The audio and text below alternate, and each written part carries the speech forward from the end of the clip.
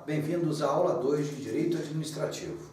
Nesta aula nós vamos estudar a evolução histórica da educação do Brasil e das nossas constituições. Por quê? É imprescindível que a gente saiba o contexto e o momento em que a sociedade brasileira vivia quando da outorga ou da promulgação das constituições que naquela época estavam em vigor. Isto porque nós não podemos desassociar de forma nenhuma a educação à elaboração das constituições, porque à medida em que a nossa educação foi evoluindo, as nossas constituições, diante do contexto social, também, até porque a nossa legislação ela é mutatis mutandis, portanto, ela está sempre em processo de evolução. E, paralelamente a isso, nós não podemos desassociar a evolução da nossa educação. Por isso que o tema da nossa aula é exatamente esse, a evolução da nossa educação e das nossas constituições. Vamos a algumas definições básicas desse nosso tema. A história da educação e da Constituição no Brasil, estão necessariamente e obrigatoriamente associadas, porque evoluem juntas e de forma marcante de acordo com o momento. Nós vivenciamos aqui diversos períodos da nossa educação. Isso começando lá em 1549, quando iniciou-se aqui o período jesuítico. Naquele tempo, a educação indígena foi interrompida com a chegada dos jesuítas, e os primeiros chegaram ao território brasileiro em março de 1549, comandados pelo padre Manuel da Nóbrega. 15 dias após a chegada, edificaram a primeira escola elementar brasileira na cidade de Salvador, tendo como mestre o irmão Vicente Rodrigues, de apenas 21 anos. O irmão Vicente tornou-se o primeiro professor dos moldes europeus em terras brasileiras e, durante mais de 50 anos, dedicou-se ao ensino e à propagação da fé religiosa. Como vocês viram, 49 anos depois que os portugueses vieram aqui tomar posse, na verdade tomar posse e não descobriram as nossas terras, porque nenhuma esquadra patrocinada como foi a de Cabral chegaria ou viajaria de Portugal até aqui com um marco fundamental, que é aquela pedra fundamental, com um padre para rezar a primeira missa e etc. O Brasil já havia sido descoberto com certeza, e há até uma retificação histórica que está sendo feita hoje, ou que já foi feita na Europa, considerando que na realidade o distribuidor das Américas foi Cristóvão Colombo, e não Américo Vespúcio, que na realidade só se dedicou a dar sequência aos trabalhos de investigação e de pesquisa que Colombo exerceu naquela época e naquela oportunidade. Poderíamos hoje estar morando nas Colômbias, Mas essa retificação histórica fica para depois. Na verdade, os jesuítas chegaram aqui e começaram a implantar imediatamente após a sua chegada uma cultura religiosa e europeia em nossas terras. Naquele momento, nós estávamos totalmente submetidos à legislação de Portugal. Vamos então agora passar para o segundo período, que seria o período pombalino. Vamos ver a nossa definição. O período pombalino é de 1760 a 1808, portanto começou no século XVIII e veio terminar no início do século XIX. Esse método funcionou absoluto durante 210 anos. De 1549 a 1759, quando uma nova ruptura marca a história da educação no Brasil, que foi exatamente nesse período a expulsão dos jesuítas pelo Marquês de Pombal. No momento da expulsão, os jesuítas já tinham 25 residências, 36 missões e 17 colégios e seminários, além de seminários menores e escolas de primeiras letras instaladas em todas as cidades onde havia casas da Companhia de Jesus. A educação brasileira, com isso, vivenciou uma grande ruptura histórica no momento já implantando, ou melhor, no momento e num processo já implantado e consolidado como modelo educacional.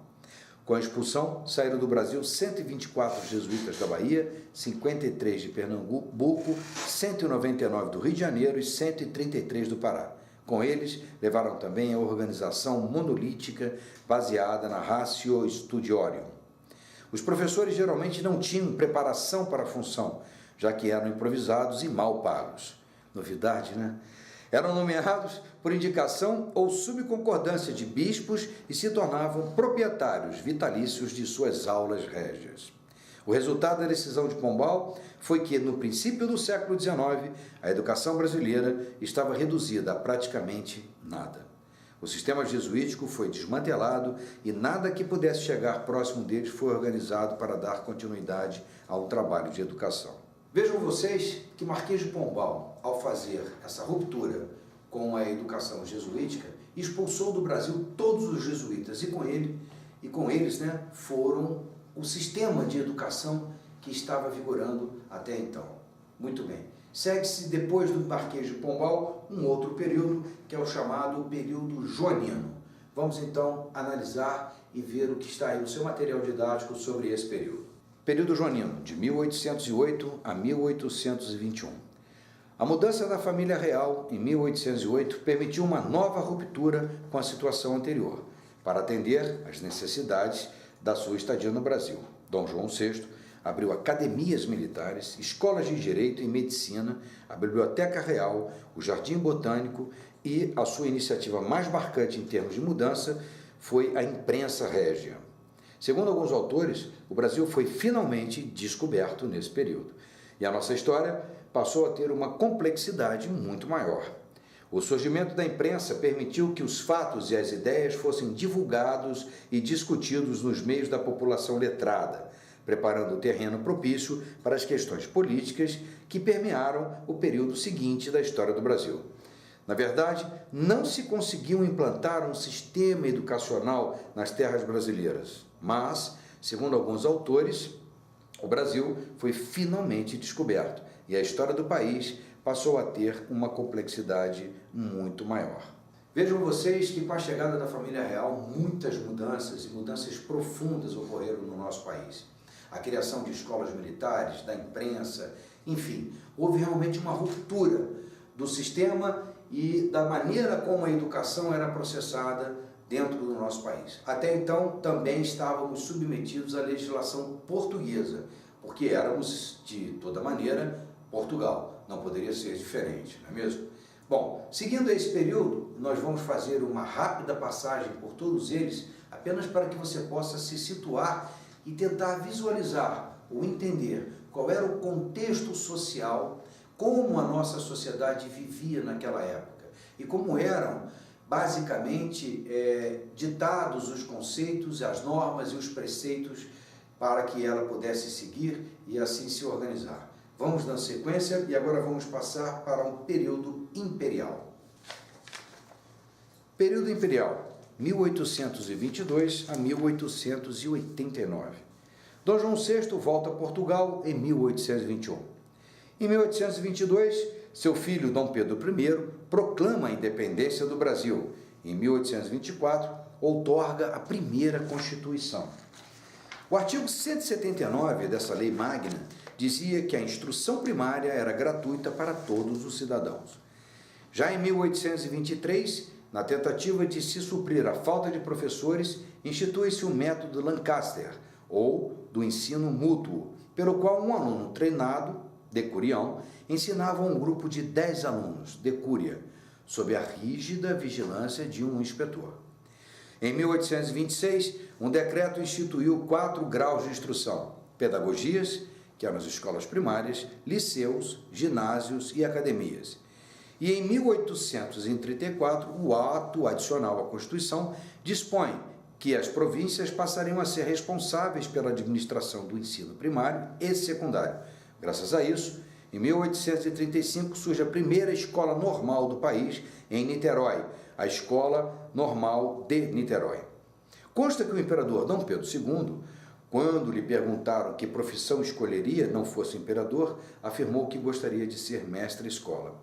Apesar da sua afeição pessoal pela tarefa educativa, pouco foi feito em sua gestão para que se criasse no Brasil um sistema educacional.